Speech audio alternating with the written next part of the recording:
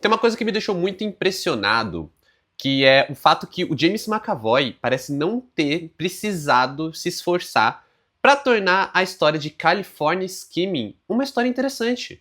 Porque a história em si, ela já é tão inacreditável, ela já é tão engraçada, tão bizarra, que ela cativa logo nos primeiros minutos. E não importa o fato da gente já estar cansado de cinebiografia. Porque essa é a graça. California Skimming tem uma história real que ela é bizarra quando a gente conhece. E é uma história que eu acredito que, a menos que você seja muito assim do mundo da música, você não deve conhecer. Porque é uma história que ela é muito voltada assim para um nicho, né? O nicho do hip hop. E aí tem a questão de ser de dois hip hoppers escoceses. E aí quem melhor do que o James McAvoy para contar essa história, que ele também é um artista, né? Ele é um ator escocês. E que nesse caso ele tá fazendo a sua estreia como diretor. Eu já acho o McAvoy um cara, assim, um ator que as pessoas deveriam dar mais valor pro cara, sabe? Ele é muito bom. Eu sinto que ele não tem o reconhecimento que ele merece. E agora, ele é um diretor também, estreou na direção com California Skimming, contando justamente a história do Syllable and Brains, que é uma dupla de hip hoppers escoceses que eles precisaram, né?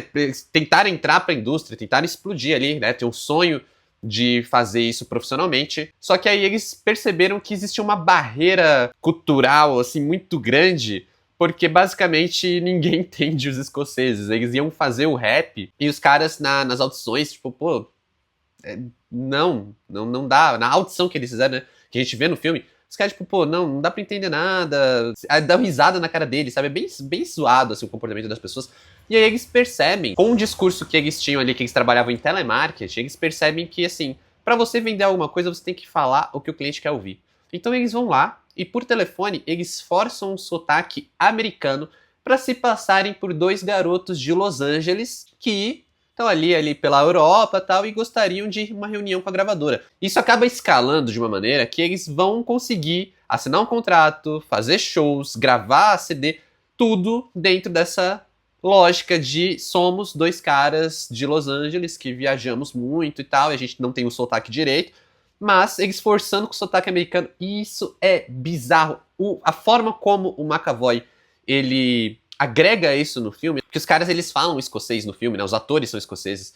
E aí a gente vê eles falando e realmente, se você é uma pessoa que entende inglês, tenta assistir esse filme sem focar na legenda, porque não dá pra entender nada. E aí tem um momento que eles vão ali trocando, vão tentando aí pro sotaque inglês. No começo eles não são muito bons nisso, eles tentam forçar o sotaque, não sai direito. E eles fazem uma das melhores coisas do filme, que é justamente o momento que eles falam assim, não, a gente precisa treinar o sotaque. Vamos pegar um monte de filme de Hollywood e assistir. Então eles fazem referência a Rock, eles fazem referência a Friends, eles fazem referência a Duro de Matar, sabe? Eles ficam lá treinando o sotaque com frases de filme. É muito legal. Tem o momento do Whip-K-A, motherfucker, do Duro de Matar. E o tanto que eles falam We were on a break, do Friends. Cara, assim, eu lembrei de amigos que gostam de Friends, porque é o tipo de coisa que às vezes você não assistiu, mas você já viu meme, sabe? É uma coisa muito forte culturalmente. E é muito legal como o McAvoy, que é um ator que está em Hollywood, apesar de ser escocês, ele brinca com essa ideia, ele traz. Cara super talentoso na frente das câmeras e que demonstra um ótimo talento também atrás das câmeras. E na frente também, porque ele tá atuando ali, né? Que faz uma pontinha, até pra ajudar a vender o filme, imagino. Mas ele tá ali, um dos poucos personagens escoceses, tem que ter o McAvoy no papel. Não vou reclamar, porque ele é excelente ator. Então, assim, pra mim, não tá longe de ser um problema. Uma coisa que eu acho que funciona muito bem é justamente esse casamento do diretor com a história que tá sendo contada, sabe? Eu falei sobre isso quando eu falei de Frankenstein, por exemplo. Quando você entrega uma história que ela parece ser feita para aquele diretor, para aquele estilo de contador de histórias, uou, o casamento é perfeito. E aqui é legal, porque o McAvoy, ele deve, com certeza, ele deve ter passado por muito perrengue, por ele ser escocês, né? Então, assim, deve ter tido perrengue por causa do sotaque, deve ter tido perrengue por causa desse choque de cultura, deve ter várias questões ali que ele sabe dos bastidores de Hollywood, que ele sentiu na pele e que ele consegue colocar no filme e representar isso de uma maneira interessante, só que voltado para o mundo da música. Então nem soa como se, por exemplo, tivesse, sei lá, alguma indireta para algum estúdio, não, porque ele tá trocando ali e colocando realmente no mundo da música, que deve ser, para ser sincero, até pior, porque se o sotaque de um ator pode atrapalhar, imagina o sotaque de um músico. Como é que você vai vender a música que não dá para entender o que eles falam? Não é questão do idioma, é questão do sotaque, sabe? Então, assim, isso acabava se tornando um grande problema, principalmente quando a gente olha para a época que o filme se passa, né? Porque a gente não tá falando de uma história que começou, que foi 5 anos atrás. A gente tá falando de uma história ali, ó, do final dos anos 90. Era outro mundo, era outra época, assim, principalmente pras mídias, né? Pras redes sociais. É muito louco quando a gente para pra pensar justamente nisso, porque se fosse hoje, eu acho que seria muito mais simples tudo, porque os caras poderiam fazer um vídeo pro YouTube, sabe? Quantos artistas não são descobertos no YouTube? Poderia colocar, sabe, como próprio artista independente, assim, nos próprios streamings de música. Então, assim, é outro mundo. Só que na época, os caras ainda tinham que gravar um CD demo, sabe? Pegar aquelas músicas, botar no CD, fazer, sei lá, 100 cópias do CD e sair distribuindo pras pessoas. No máximo ali, conseguir se apresentar num bar, conseguir fazer uma apresentação nesses bares que tem essa galera aqui que é nova mesmo, independentaça, tentar ser descoberto por um olheiro, sabe? Então tudo isso, a gente enxerga ali um outro mundo. Parece, né, outra época, mas parece outro mundo, né? Completamente diferente dos dias de hoje. E aí a gente vê como eles passavam muito perrengue pra conseguir mostrar as músicas, né? É uma coisa muito legal de mostrar como era a cena musical da época, e principalmente a cena musical na Escócia, né? Então todos os perrengues que eles passavam, porque ninguém acreditava neles. Tinha toda essa questão de, tipo, você tem um sonho que parece impossível. Como é que você vai fazer isso se todo mundo ao teu redor te bota pra baixo e não acredita? E aí tu tem uma oportunidade.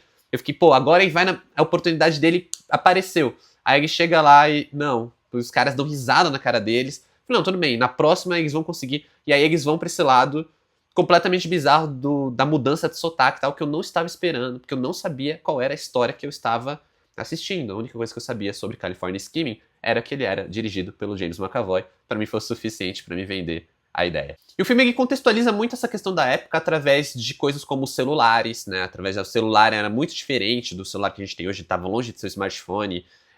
O próprio lance da internet de escada, tem um momento ali que ele tá fazendo um discursinho de vendedor de telemarketing, que ele fala, você consegue imaginar baixar uma foto da sua família em 2 minutos? Isso é muito rápido, tipo, você para pra pensar hoje.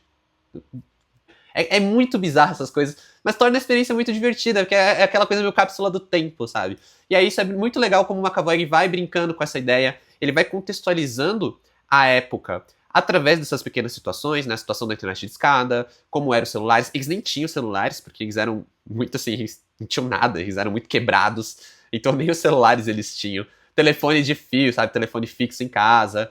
E o próprio filme, ele tem uma carinha de filme meio retrô, sabe? O McAvoy, ele brinca ali com a fotografia, pra deixar ele em vários momentos com uma carinha mais retrô. Aliás, não só a fotografia, mas todo o design de produção, todo esse trabalho para situar o filme na época e lugar que ele se passa, é um trabalho muito legal que o McAvoy ele tem esse destaque nessa estreia, ao meu ver, porque ele consegue realmente transmitir pra gente o que é aquele mundo, o que é aquela época, meio que fazer a gente viver aquele momento. Mas antes de eu falar mais disso, eu quero me apresentar para quem caiu de paraquedas aqui. Se você é novo por aqui quem fala é o Adam. Já aproveita se você está gostando, deixa um like no vídeo. E se você não está inscrito, porque muita gente que assiste ainda não está inscrito, eu vejo que muita gente está chegando, mas não está se inscrevendo, se inscreve, cara. Se está gostando desse vídeo, se inscrever e dar like sem parar de assistir esse vídeo, o YouTube vai entender que é tão bom que você não só gostou do vídeo, que você quis ficar no canal. Olha só que legal, isso vai me ajudar pra caramba. Se você quiser trocar uma ideia, se quiser saber o que mais que eu tô assistindo, vale me seguir nas outras redes sociais também. O arroba tá aqui na tela e os links na descrição do vídeo. Mas bora aí falar de California Skimming do James McAvoy, que é um filme que eu acho que ele vai passar meio batido. Então eu já tô falando dele agora, que eu acabei de assistir. Então assim, quando você vê esse filme, você só vê daqui a um ano no streaming, né, chegando em algum streaming, assista. Eu acho que é uma ótima indicação, é muito divertido.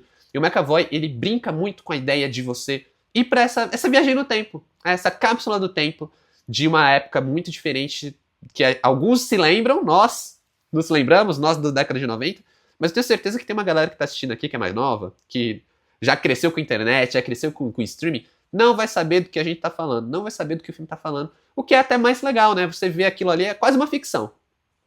Principalmente quando a gente vê os caras ali na TV, sabe? A MTV, eles ficam o tempo inteiro, não, a gente tem que chegar na MTV. Quando a gente chegar na MTV, a gente vai estourar, a gente vai poder ficar livre da farsa, assim. Porque a MTV era o big deal da vez, sabe? Era a meta dos artistas. A MTV era uma coisa, né, um momento, uma coisa completamente única, principalmente pra cena musical. Então tem toda essa importância da MTV no filme, que eu acho que é bem contextualizada também. No momento que eles se apresentam, tanto em casas de show, quanto em um palco mais profissional, quanto na própria TV, eu acho que é um trabalho muito legal do McAvoy, de design de produção, de trabalho de câmera, pra fazer a gente sentir o que eram aquelas apresentações, né? Primeiro, a apresentação mais intimista, né? Mais sutil ali dentro de uma casa de show, que por mais grandioso que seja o momento que eles vão estourando, o momento que a galera vai curtindo a música, ainda é uma coisa bem fechada, pra depois eles se apresentarem num palco gigante, toda aquela coisa mais grandiosa, musicalmente falando, sabe? Realmente eles estarem fazendo um show. O momento da TV também é super legal, porque a gente vê todo o design de produção voltar os olhares ali, né? Replicar o que foi a década, o final da década de 90, o começo dos anos 2000. Então tinha os palcos muito coloridos, eles cantando no meio da galera, e a galera meio que fazendo uma roda, assim, pra eles cantarem, as câmeras de cima, eles cantando ali bem rapperzão, hip hopzão, assim, que eu não sei, é muito maneiro. Eu gostava de hip hop quando era pequeno, assim, nunca acompanhei muito de perto a cena, né, rap, hip hop, mas eu gostava. Só que, assim, é uma história, o Sullivan e Brains, é uma história que eu nunca tinha ouvido falar. E olha, que se eu tivesse ouvido eles na época, provavelmente eu teria gostado. E são um estilo de música que eu curti. Não é à toa que eu estava vendo o filme, tipo, embalado pela música. Quando eles entravam nas cenas musicais, assim, que eu acho que são bem colocados também, eu sei que muita gente tem resistência com musical, mas a gente tá falando de uma cinebiografia musical dos artistas ali, então tem que ter os momentos musicais. São momentos muito bons, são momentos muito bem dirigidos, mas contam também com boas músicas, que é muito importante. E aí é muito legal você ver que as músicas são legais, as músicas são boas. Eu saí, eu botei ali, puxei no, né, pra ver, pra ouvir as músicas, ouvi algumas. Tem uma que tá no filme que eu queria muito ouvir, que é Super Hero, e ela não tá só no YouTube, que eu falei, pô, essa é uma das melhores músicas do filme ali, tem um momento que é muito legal com essa música. Enfim, uma trilha sonora legal, gostei muito dos caras, e é muito legal você ver essa origem bizarra, porque não é aquela história que você vai ver, é mais uma cinebiografia musical? É mais uma cinebiografia musical. Não significa que ela vai ser igual a todas as outras cinebiografias musicais que a gente tá vendo.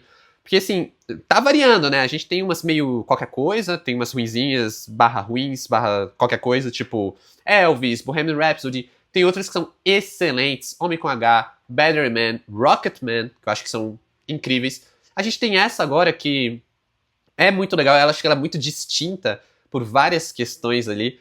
E o fato de ter o McAvoy na estreia da direção, o fato de ter a coisa das músicas legais e uma história que era muito inacreditável, não é só uma cinebiografia musical dos caras que deram certo, é uma cinebiografia musical dos caras que enganaram a indústria. E isso é bizarro quando a gente para pra pensar, novamente, principalmente quando a gente olha pro mundo de hoje. Imagina isso acontecendo hoje. Isso seria impossível.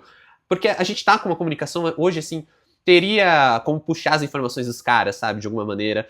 Ao mesmo tempo, eles talvez não precisassem de toda essa farsa tão elaborada, sabe? Eles poderiam simplesmente forçado o sotaque e botado o vídeo no YouTube. E aí teria dado, talvez, uma explosão ali, uma galera que criado uma base de fãs, porque as músicas, no final das contas, são legais.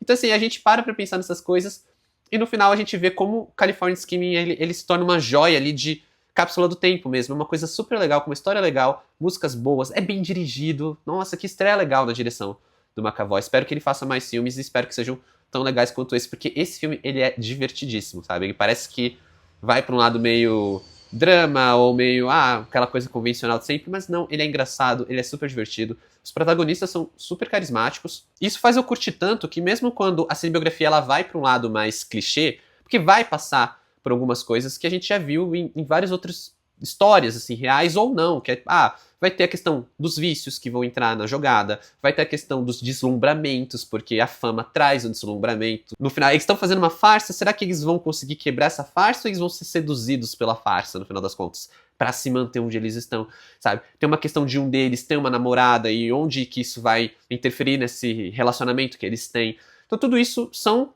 pequenas coisinhas clichês, pequenas coisas que a gente já viu serem trabalhadas em outras obras, mas que aqui elas entram de uma maneira legal também, até pelo fato da história ter esse quê mais inacreditável, né? Ter esse quê mais, assim, de ser bem particular.